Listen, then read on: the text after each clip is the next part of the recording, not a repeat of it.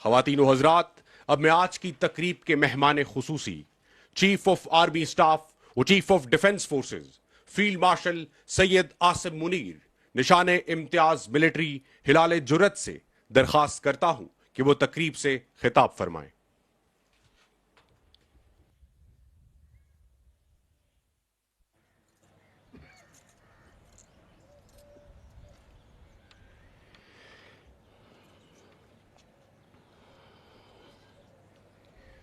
بسم اللہ الرحمن الرحیم۔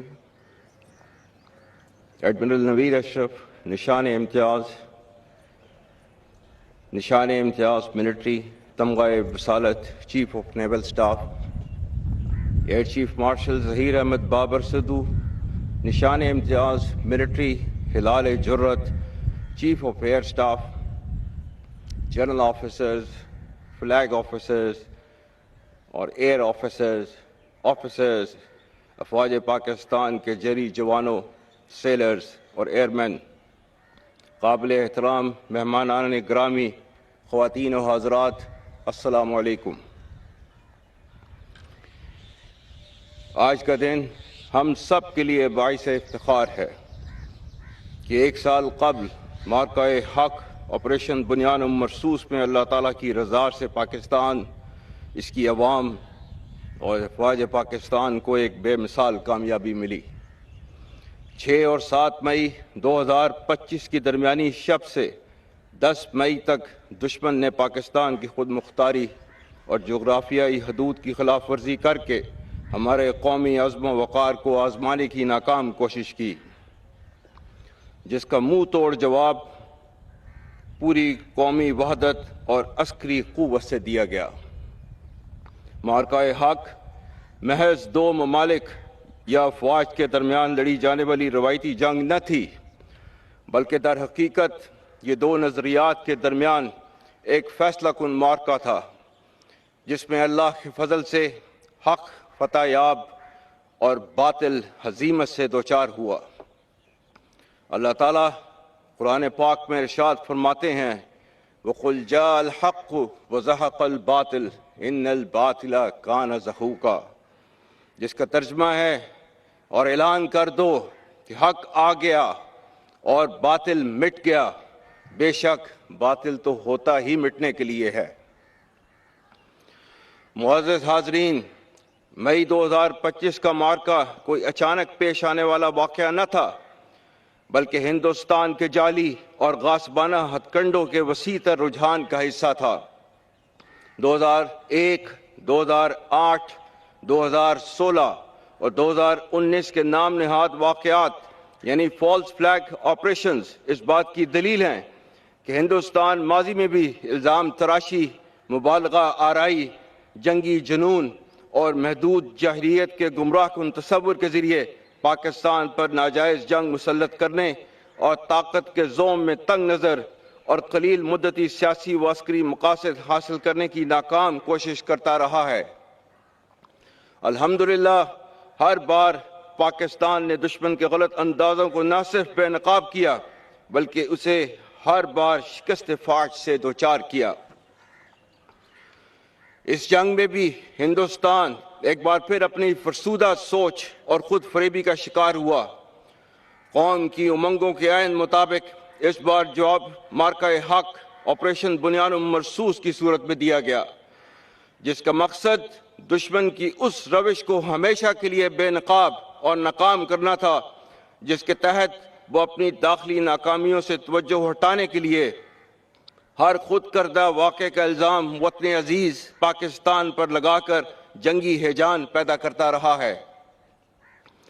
ہندوستان اس وہم و گمان میں تھا کہ وہ پاکستان کو عسکری جاہلیت اور سفارتی تنہائی کا نشانہ بنا کر طاقت کا توازن تبدیل کر دے گا اور خطے میں اپنی برتری ثابت کرے گا، لیکن در حقیقت عالمی اور عسکری ماہرین جانتے ہیں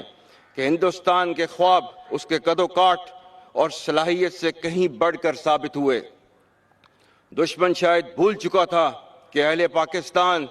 اور افواج پاکستان نہ تو پہلے طاقت کے غلبے سے مروب ہوئے اور نہ ہی آئندہ کبھی ہوں گے انشاءاللہ۔ تیغوں کے سائے میں ہم پل کر جواں ہوئے ہیں، خنجر ہلال کا ہے قومی نشان ہمارا، باطل سے دبنے والے اے آسمان نہیں ہم،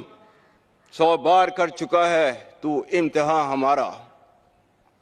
ہم مارکہ حق کے عظیم شہداء کو کبھی بھلا نہیں سکتے،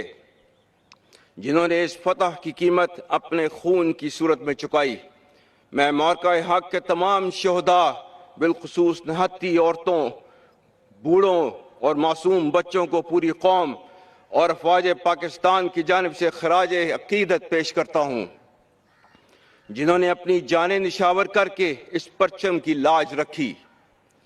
مارکہ حق کے تمام شہداء اور ان کے ورثاء ہمارے سروں کا تاج ہیں، آپ کی قربانیاں ہماری آزادی کی ضامن اور ہم پر دائماً قرض ہیں۔ میں ان تمام غازیوں کو بھی قوم اور سپاہ پاکستان کی جانب سے سلام پیش کرتا ہوں، جنہوں نے میدان جنگ میں شجاعت کی وہ تاریخ رقم کی کہ جس پر آنے والی نسلیں ہمیشہ ناز کریں گی۔ ہم اپنے شہداء کی قربانی کو امانت، اپنی طاقت کو ذمہ داری اور اپنی کامیابی کو خدائے بزرگ و برتر کا احسان سمجھتے ہیں۔ خواتین و حضرات، میں اس موقع پر خصوصاً صدر اور وزیر اعظم پاکستان، وفاقی کابینہ، قومی اور صوبائی سیاسی قیادت اور تمام تر سیاسی جماعتوں کا خاص طور پر مشکور ہوں، جن کی لازوال سیاسی بصیرت، دور اندیشی، رہنمائی اور عزم و استقامت سے پاکستان کو یہ واضح فتح نصیب ہوئی۔ الحمدللہ قومی قیادت، تمام حکومتی اداروں اور پاکستانی قوم نے ایک اکائی کے طور پر یہ پیغام دیا کہ ملکی خود مختاری، سرحدی سالمیت اور قومی عزت و وقار پر کوئی سمجھوتہ قابل قبول نہیں۔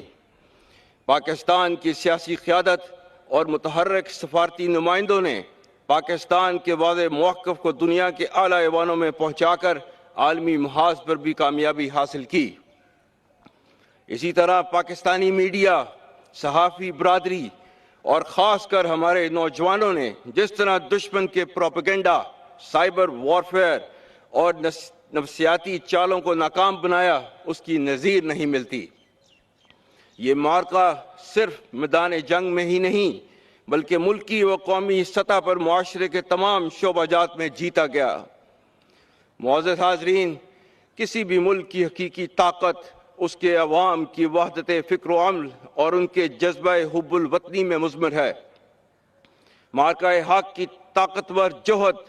وہ ہمہ گیر قومی اتفاق تھا جس کا مظاہرہ پاکستان کے عوام نے کیا۔ جب جنگ کے بادل منڈلائے تو ہم نے دیکھا کہ ہر فکری اور انفرادی شناخت پاکستانیت کے جست واحد میں ڈل گئی۔ مزدور، تاجر، طالب علم، جوان و بزرگ اور تمام پاکستانی مرد و زن دفاع وطن کے لیے ڈٹ گئے۔ ہماری آنکھوں میں وہ منظر تازہ ہے جب ہندوستان سے داغے گئے ہتھیار پاک سرزمین پر گرے تو عوام کا جمع غفیر ملک کے دفاع کے لیے امڈ آیا۔ قوم، حکومت اور افواج پاکستان کے درمیان وہ رشتہ دیکھنے کو ملا